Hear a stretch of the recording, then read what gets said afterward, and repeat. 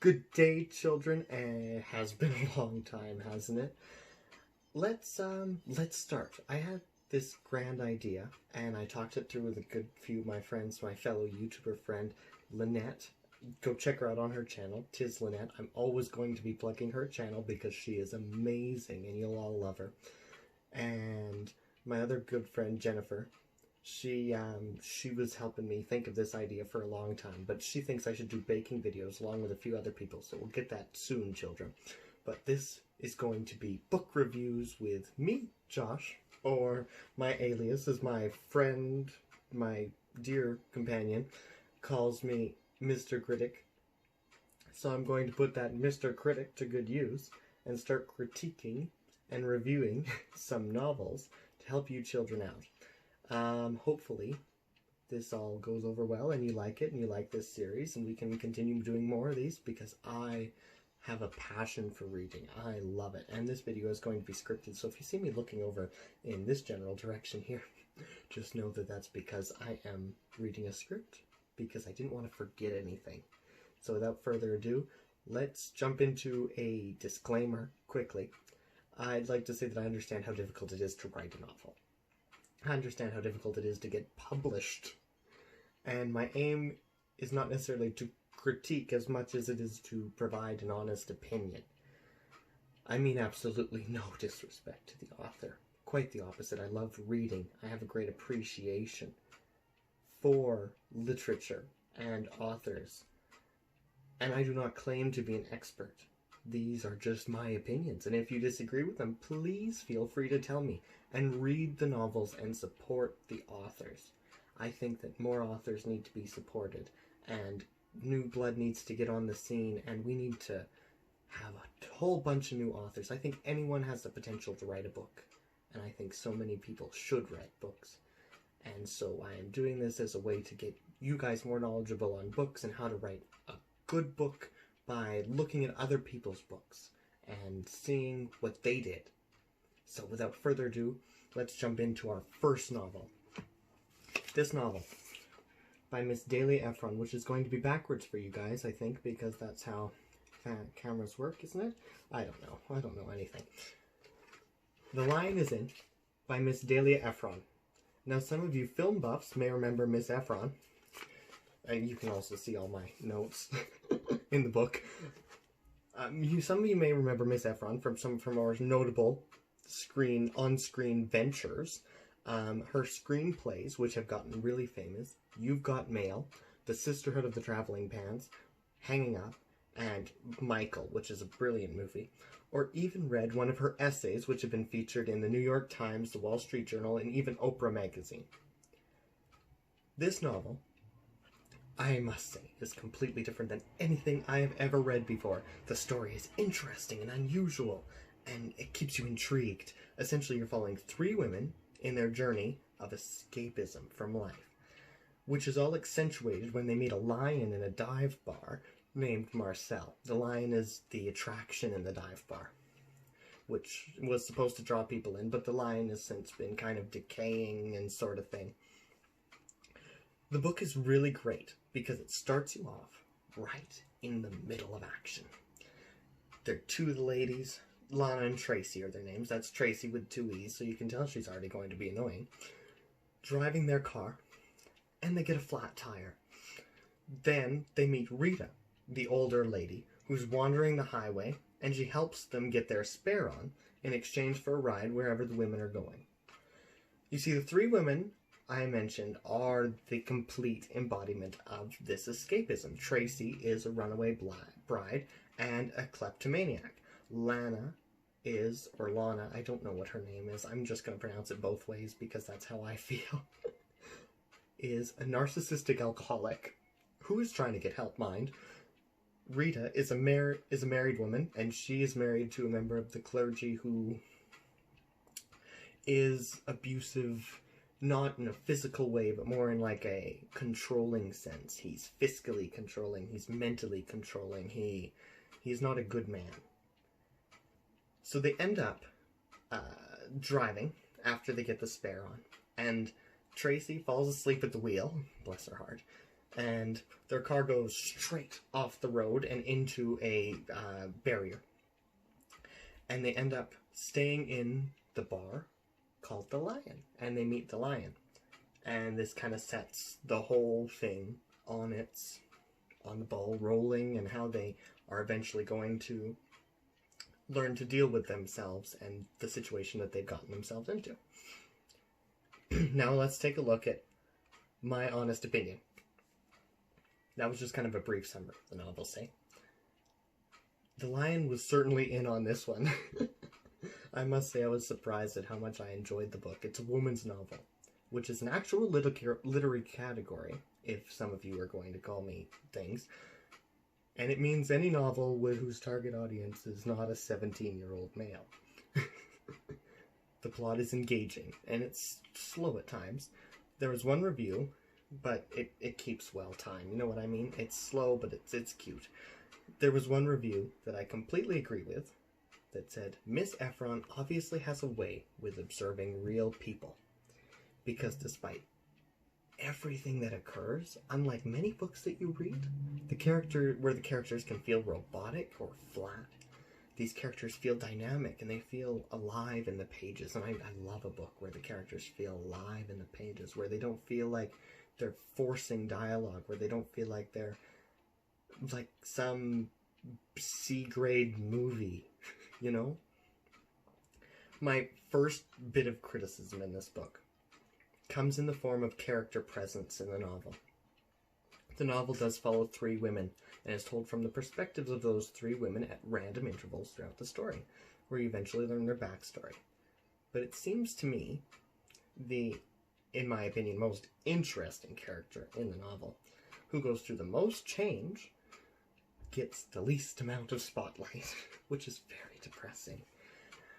As I said, Rita is married to a minister who he makes me so mad because he outright even said to her he only married her because she thought she was some kind of charity case. He thought she was not conventionally attractive and that no other male in his right mind would take him. Let that sink in. What a great husband to have. So she develops through the book and becomes this really confident lady. She's in her mid-60s. She becomes infatuated with the Lion and the idea of the freedom that the Lion has, and the idea of, and the symbolism that the Lion has for her. And so much so that she becomes the Lion's trainer. She and her perseverance single-handedly save every person in the story, except for her husband, of course. But she gets such little time compared to the other 2 women. Tracy is a kleptomaniac and a runaway bride. She got the most amount of story time because, unlike the other women, she was the one who was mostly in a romantic mood. She and, the sex that they have in this novel without so much as a why or wherefore. Some guy just starts being nice to Tracy, and I mean they are just right in his apartment. That's neither here nor there, though. And after being in several abusive relationships, I mean, it's not fair to judge her. She is quite secretive, and until the end, does not actually tell anyone the truth about her character, about being a kleptomaniac, which did to me seem way too drawn out. Like, I mean, the amount of time that they spend in the town, I believe it's something like half a year, or something along those lines. It seems like they're very integrated, you know what I mean? Like, they become very involved in everyone's life, and yet they're still such a mystery and a secret, which I feel like is kind of unrealistic, but I get what the author was doing. Where was I?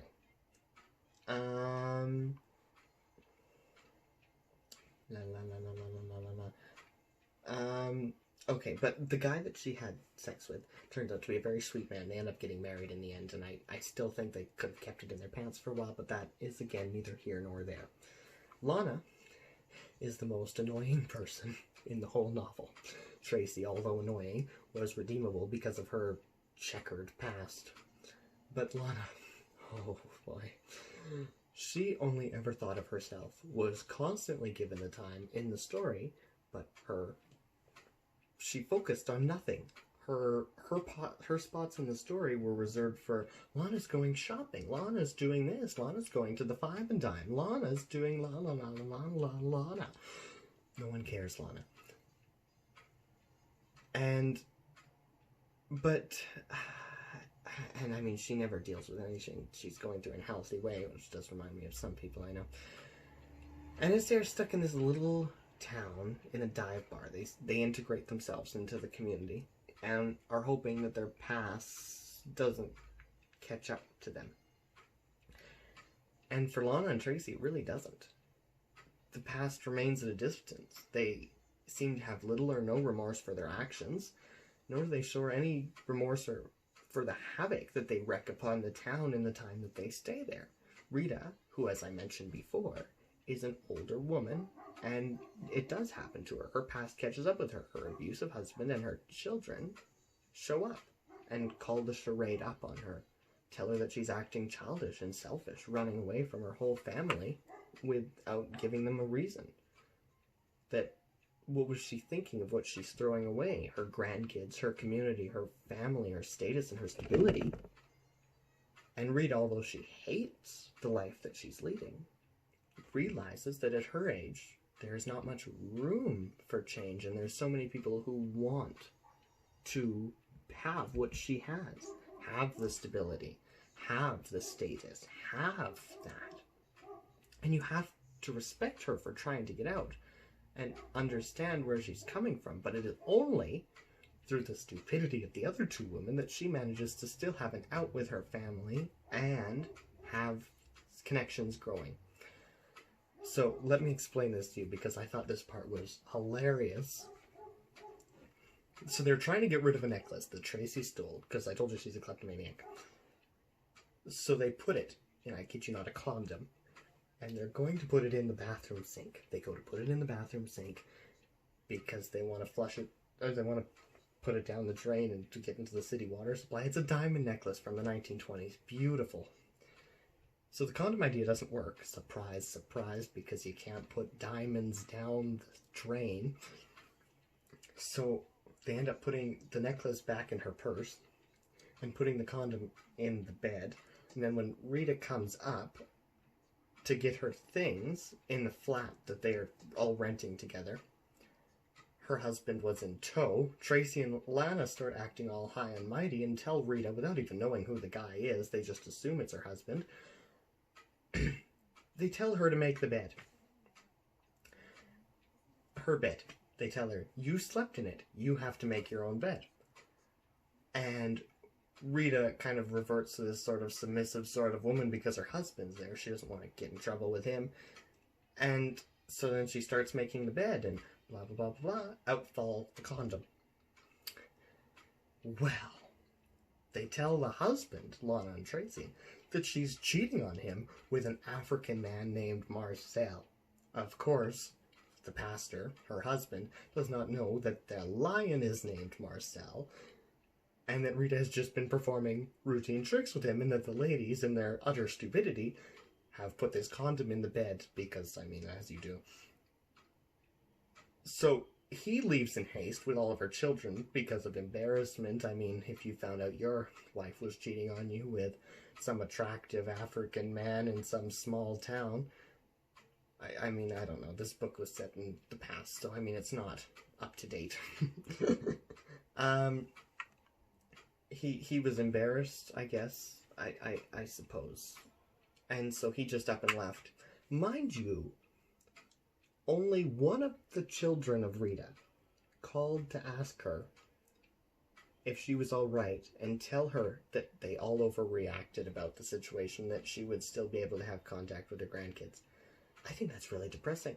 But, I mean, that's, again, just kind of a realism thing. The author is really good at realism in here. Like, the fact that people are not always nice. People don't have redeemable qualities. People are mean to you without reason. Just because. That is very realistic in this book, and I love it. But the repercussions for your actions is not realized in the other two women. The necklace that was stolen by Tracy was used in turn to defraud an insurance company out of hundreds of thousands, or tens of thousands of dollars. Santa Maria. when she confessed to everyone in the town about it, no one cared. Everyone was just like, oh, good for you, dear. Let's just carry on. No one has to know your little secret. What? No. Lana, too, after all she did, after all the lives she ruined, I mentioned that she wreaked havoc in the town. Well, she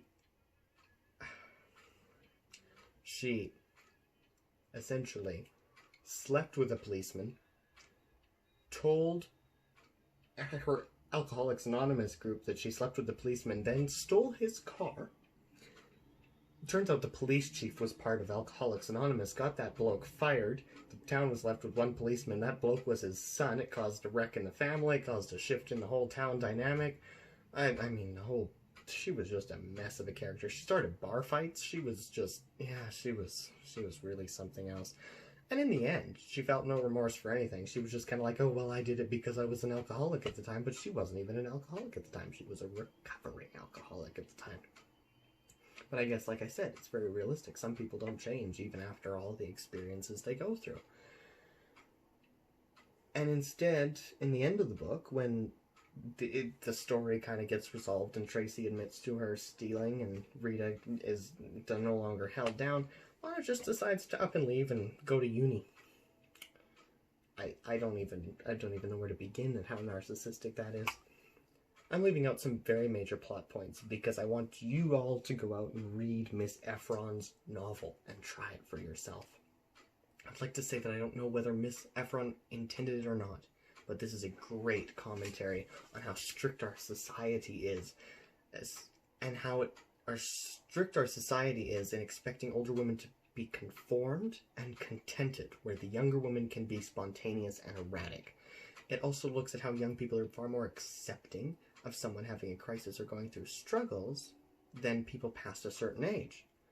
You see people in the book offer help to the younger women, but Rita has to even fight to even be accepted in the community or be given the same level of respect.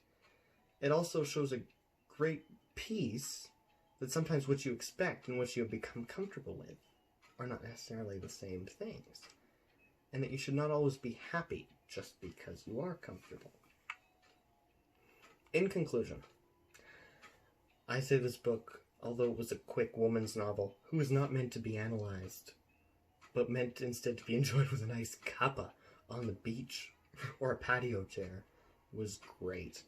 In saying that, noting that Miss Ephron's works, I know she's a very talented writer, and I think that this novel was not certainly the height of her career by any means, but it was very well written, and in such a short span of time you find yourself connected to these characters, like they're real people. And the plot, who was a bit outlandish, had quite a few good laughs thrown in, and it wasn't difficult to follow at all. Miss Ephron being a screenwriter, this was expected, but the dialogue flowed quite well. You never felt lost or having to read parts over dozens of times, as I have with some novels. And I think that if you get an opportunity to read this novel, you definitely should. It's lighthearted, makes you feel good, and sometimes it's just what you need, especially when the world is looking so upside down. I hope that some of you take time to read it, and reach out with me on your opinions. I'd like to thank each and every one of you today for your continued support on this YouTube channel. And if you have a series idea or anything, comment down below and let me know. And if you liked this, well, I'll be reviewing books again because I love doing it. I have a soft spot for all these little queer novels and women novels because they are actually really good. So if you have any recommendations in the future, please feel free to comment below. So may God bless you all, and God bless this wonderful author and anyone who's trying to write a book. Godspeed, children.